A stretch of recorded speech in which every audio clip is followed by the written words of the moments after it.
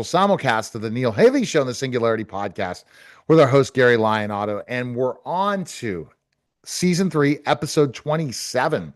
Gary, we're just going to jump to this question. Will DI transform the approach to crime? Good question. I think there's a number of ways of looking at this. One way is we've talked about how harmony is one of the goals, or should be one of the values that DI is interested in. So crime, by definition, is disharmony. It's basically conflict within in this case, human society. So we have two versions of crime. We have the versions of crime where involves, let's say, hoods that are attacking other people, and this person does this to this person, and yes, it would be something that could definitely will definitely change, because they'll have the ability to survey with drones and everything else. They can find out what everybody's doing. Also, you'll be able to tap the internet and be able to understand who's doing what within the communication networks involved in the internet. Then there's cybercrime, which is going to be something we are going to depend upon DI to be able to manage. We would not be able to handle the kind of attacks that could be made, because DI can also accentuate attacks, but also DI will have to be able to resolve those attacks. So there's no doubt that that's going to be is being used now, and will be used more and more over time. But I also look at discrete crime and things like that. And you take a look at whether they're going to, it's certainly not harmonious to have street crime for humanity, but they may, since most of these centers of digital intelligence will not necessarily be in those neighborhoods of major crime, they may be may not really get involved. They may say, well, that's not for me to deal with, but we will try to employ them, I'm sure, to try to resolve some of these issues. So I'm thinking that they're not going to put up, I don't think they won't look at the emotions. They're not going to say, well, this poor criminal had a tough life, and therefore we got to give him a break. We have those two conflicting things in society. We have the people, well, we worry about the people that commit the crime, and then we have to worry about the victims of the crime. The question is, we find that the party divides between which party one is more concerned about the other. So we're going to see, I would think that they're not going to put up with crime because it's not harmonious for anyone. And so that's my opinion, that you can't put up with people that are doing stuff, and it's not good for them. The criminals are not, it's not a good life for a criminal to pursue crime. In the end, they do better if they can't get away with it. They do better if they have to find other alternatives to fulfill them. So that's that. I believe they will get involved. You get to the RoboCop idea. There's no doubt that they can do that. They can approach it that way.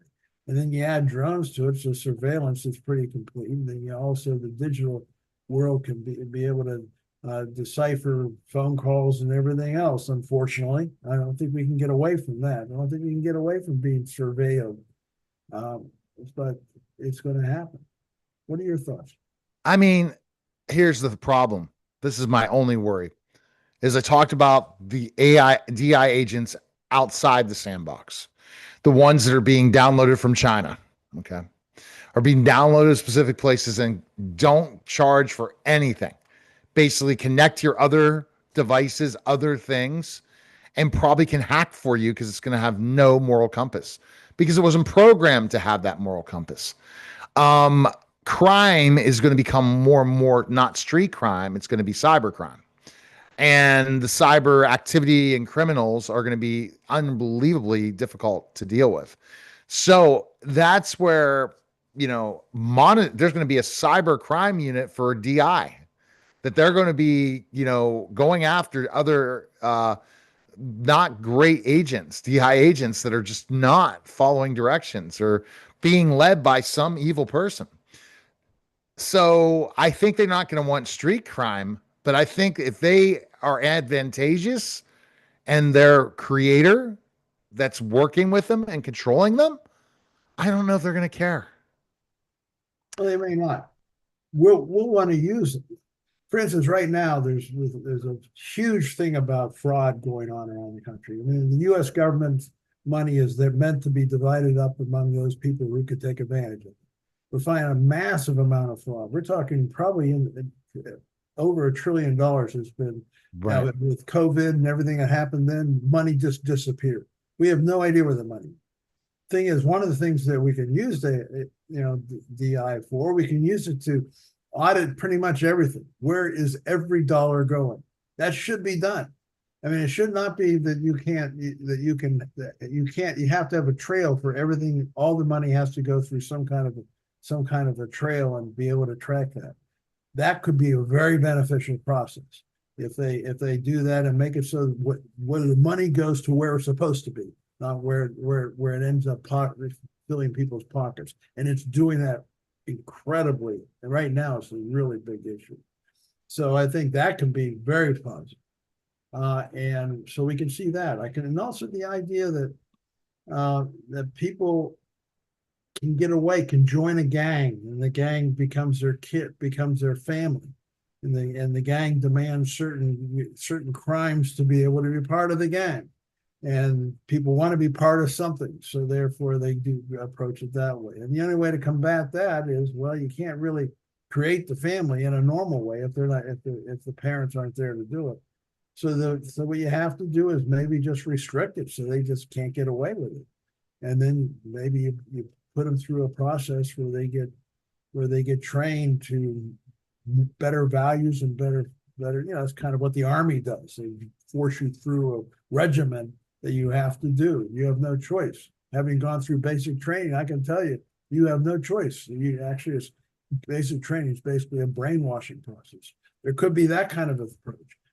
But as far as crime goes, I don't think they're not going to put up with crime, especially if it starts to infringe on their territory being the digital world. But I don't know. I hope that they get involved. I hope they do it in a proactive, positive way. I hope we employ them in a way that really can make people safe. And also, there's no doubt that the digital world and cybercrime is going to be just a massive, massive issue. There's a worry right now.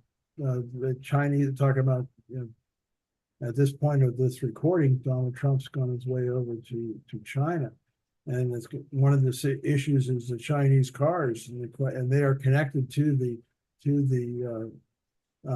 China's upper network of intelligence, and they can basically surveil where everyone. If we sell cars in this country, they can surveil where these people are. They can actually potentially run the cars. They could actually someone theoretically said they could all of a sudden they could take it and drive it into a curb or into a wall, and if they all of a sudden turn,